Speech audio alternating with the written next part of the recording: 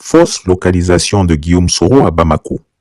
Comment un escroc international malien a manipulé Téné Birahima Ouattara dit la Fiole.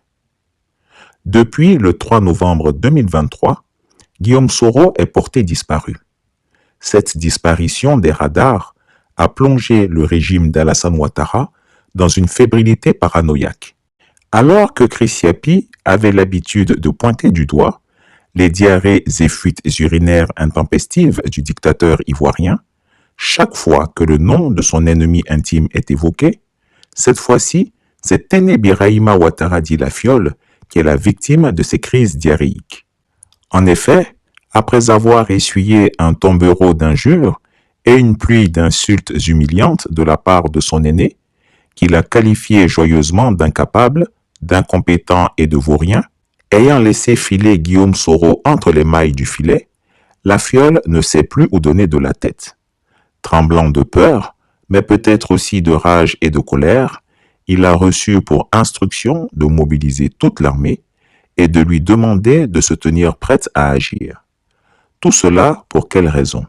Eh bien, un fiefé escroc, menteur, tricheur et voleur du nom de Ben Mokhtar Maouloud, le Raspoutine de Téné Birahima Ouattara, un arabe malien et cadre de la République autoproclamée de l'Azawad, arnaqueur international installé à Abidjan, depuis la chute de son protecteur Ibeka au Mali, lui a fait croire que ses réseaux avaient localisé Guillaume Soro dans une villa du centre-ville de Bamako. Entre parenthèses, c'est ce même escroc, Ben Mokhtar Maouloud, qui a désinformé un journaliste correspondant de la presse française basé au Mali, l'incitant à tweeter sur la présence supposée d'un opposant d'un pays africain proche à Bamako, une allusion évidente à Guillaume Soro. Ben Mokhtar Maouloud, c'est un analphabète malien qui ne sait même pas écrire son nom en français ou en arabe, est de facto devenu le vice-ministre ivoirien de la Défense.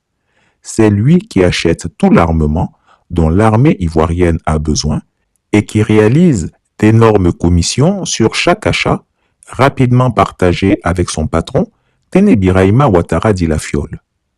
On se souvient du scandale des hélicoptères défectueux qu'il a fait acheter pour l'armée ivoirienne. Ces engins n'ont jamais pu réellement servir, car dès leur acquisition, on s'est rendu compte qu'il s'agissait de vieilleries d'un autre temps, d'aéronefs obsolètes acquis avec l'argent des Ivoiriens. Un audit de ces hélicoptères a même été réalisé. Les conclusions sont accablantes pour la Fiole et son commissionnaire. Ainsi, le rapport a révélé qu'une commande de 10 hélicoptères, censée être livrée à la fin de 2021 pour renforcer la surveillance des frontières nord du pays avec le Burkina Faso et le Mali, n'a commencé à être livrée qu'au début de 2023 au lieu de la date initialement prévue. Ben Mokhtar Maouloud avait convaincu la Fiole, l'homme au cerveau de moineau, de ne pas acheter des hélicos français, mais israéliens. Les Israéliens ont ensuite sous-traité le contrat avec une autre société qui a fourni des hélicoptères défectueux. Pire encore, ces hélicoptères militaires étaient trop légers et inadaptés au combat en raison de leur poids insuffisant pour supporter une artillerie puissante et le recul des mitrailleuses lourdes qui étaient destinées à y être montées. Ceux qui ont été livrés sont tombés les uns après les autres sans n'avoir jamais réellement servi au combat. Il en va de même pour les drones militaires commandés par l'armée ivoirienne via Ben Mokhtar Maouloud. Ces drones devaient voler à très haute altitude, avoir une portée supérieure à 150 km et être dotés d'outils d'imagerie électronique précis pour l'observation des cibles au sol et la transmission de leurs positions exactes. Cependant, lors de leur livraison en mai 2023, ils se sont révélés être une arnaque avec des images floues ainsi qu'une portée et une altitude bien en deçà des spécifications. Tout ce matériel inadapté, défectueux et hors d'usage est le fruit de la corruption entre Téné Birahima Ouattara et son complice Ben Mokhtar Maouloud. C'est l'armée ivoirienne qui en souffre, car malgré toutes ces dépenses faramineuses, Ses capacités opérationnelles aux frontières nord restent limitées, voire inexistantes. Cet arabe malien, complice de l'ancien président Ibeka, a détourné l'argent du Mali et a fait mal équiper l'armée malienne face aux djihadistes. Résultat, les soldats maliens tombaient comme des mouches face à des terroristes mieux équipés. Il est en train de reproduire le même schéma de corruption et de vente de matériel de guerre défectueux à l'armée ivoirienne, avec la complicité de Téné Birahima Ouattara, le frère cadet d'Alassane Ouattara, qui se voit comme son successeur. C'est lui qui a promis à la fiole qu'il en ferait le prochain président de la Côte d'Ivoire grâce à la puissance de ses marabouts arabes bérébiches azawadiens. Avec cette promesse qu'il lui a faite, il réussit à maintenir un contrôle mental sur Téné Birahima Ouattara dit la fiole. Aujourd'hui, ce dernier est devenu une marionnette entre ses mains. C'est l'un des personnages les plus secrets du Sahel. Ben Mokhtar Maouloud, l'homme d'affaires malien, est impliqué dans tous les grands contrats militaires, devenant un intermédiaire incontournable à Abidjan. Africa Intelligence a retracé son parcours, une enquête co-signée Fatoumata Diallo. Bonsoir. Bonsoir. Cette enquête, vous l'avez intitulée « De Gao à Abidjan sur les traces de Ben Mokhtar, le broker qui chuchote à l'oreille des Ouattara ». Pourquoi avoir choisi d'enquêter sur ce personnage? Parce que Ben Mokhtar est un personnage clé qui raconte le Sahel, qui s'est fait tout seul, qui a quitté son Gao natal, qui est parti à Bamako, qui a lancé ses business et qui s'est à la fois rapproché des hommes clés, notamment du président ATT à l'époque, auquel il a financé la campagne en 2002. Une campagne victorieuse qui lui a ouvert toutes les portes, qui lui a donné tous les grands marchés.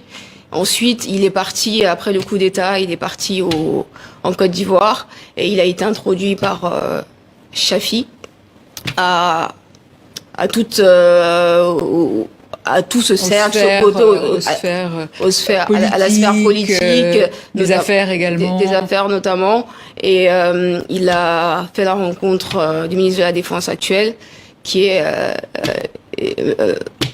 le frère du président de la République, pardon, excusez-moi, Ouattara. Téné Birahima Ouattara. Alors, il n'y a aucune photo de lui aujourd'hui. Aucune photo. Secret, c'est vraiment un homme de l'ombre. Un homme de l'ombre. Il n'y a aucune photo de lui. Par contre, on le voit souvent, dans les délégations présidentielles. On peut le voir aux côtés du président Macky Sall. On peut le voir aux côtés du président ivoirien. Mais concrètement, c'est impossible de trouver son image. Il n'y a que ceux qui le connaissent véritablement qui arrivent à le reconnaître au sein de ces délégations-là. Il essaye à chaque fois de s'introduire au sein des délégations présidentielles, de réseauter et de se rapprocher au plus possible des présidents de la République. Et l'objectif, c'est quoi? Qu'est-ce qui se négocie comme ça dans l'ombre? Dans l'ombre, ce qui se négocie, tout simplement, c'est aussi faire avancer, faire fructifier son business et aussi avoir cette figure, on va dire, d'intermédiaire. Il est beaucoup sollicité, notamment par des dirigeants maliens qui essayent, quand les relations sont crispées entre Bamako et la Côte d'Ivoire et Abidjan, ils essayent de passer par lui pour pouvoir notamment se rapprocher des autorités ivoiriennes. Donc ce sont des produits militaires, des hélicoptères, des drones, de l'armement. Actuellement, avec notamment le ministre de la Défense, Téné Ibrahima Ouattara, il fait office, on va dire, de courtier en équipement militaire et il essaye de négocier des contrats, notamment dans la fourniture d'hélicoptères, de drones, etc. Donc des gros contrats au ministère de la Défense en Côte d'Ivoire. Il est très connu parce qu'il y est souvent et il a l'oreille du ministre de la Défense. Vous diriez que c'est l'un des plus gros intermédiaires aujourd'hui sur le continent africain? Je ne sais pas si c'est l'un des plus gros intermédiaires sur le continent. Je n'irai pas jusqu'à dire ça, mais c'est un intermédiaire incontournable. C'est un intermédiaire qu'il faut avoir près de lui, près de soi, au lieu de l'avoir. Et vous d'ailleurs, vous l'avez rencontré pour mener... Pour mener l'enquête, on ne l'a pas rencontré, on l'a contacté. Il n'a pas souhaité répondre à nos sollicitations.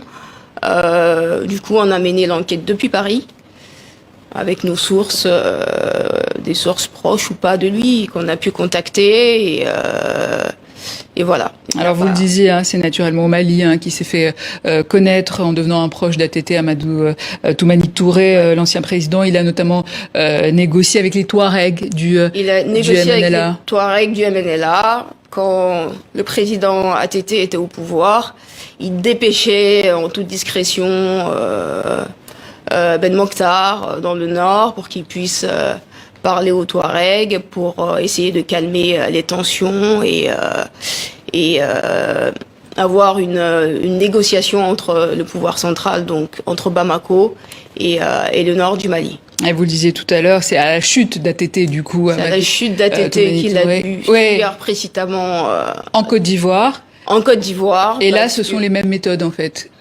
Que partout ailleurs. En Côte d'Ivoire, ce sont les mêmes méthodes. C'est un homme qui est très réseauté. Donc, il a eu son oncle Moustapha Limam Chafi qui l'a introduit donc en Côte d'Ivoire à toute cette sphère, au Gotha, on va dire, politique ivoirien. Et c'est un homme de l'ombre, mais qui a le côté relationnel, qui sait avancer ses pions. Et aujourd'hui, en Côte d'Ivoire, il reste un personnage clé de la sous-région, malgré son exil forcé dans le pays. Le portrait donc de cet homme d'affaires malien au milieu réseau, inconnu du grand public. Inconnu du grand public, mais connu des hommes d'affaires qui le courtisent. Évidemment, la prétendue localisation de Guillaume Soro dont il se targue est fausse, puisque Meïbou l'ont localisé en Afrique de l'Est. Dans les jours à venir, je ferai une enquête spéciale sur sa localisation. Conditionnée par l'information erronée de Ben Mokhtar Maouloud, la Fiole a mobilisé l'armée ivoirienne, lui ordonnant de se tenir prête à entrer en opération. Récemment, il était au siège des forces spéciales à Adiaké pour les encourager à la guerre. Avant cela, il a eu une réunion avec les chefs des grands commandements des forces armées à Abidjan et il est allé visiter le centre de formation commando d'Akandjé. Lors de cette tournée, Tene Birahima Ouattara dit la Fiole, connu pour être particulièrement pingre, s'est montré relativement généreux envers la troupe. Il craint que Guillaume Soro ne vienne du Mali et à cause de cette peur, il se fait manipuler par tous les margoulins de la terre comme Ben Mokhtar Maouloud.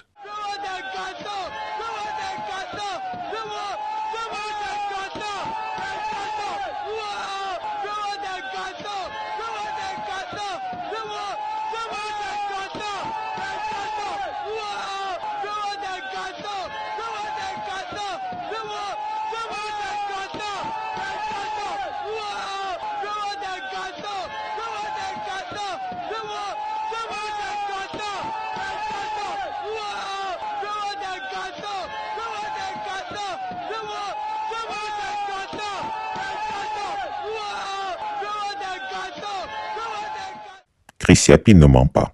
Retrouvez Chris Yapi sur ses deux chaînes YouTube, sa chaîne Dailymotion, Instagram et VK.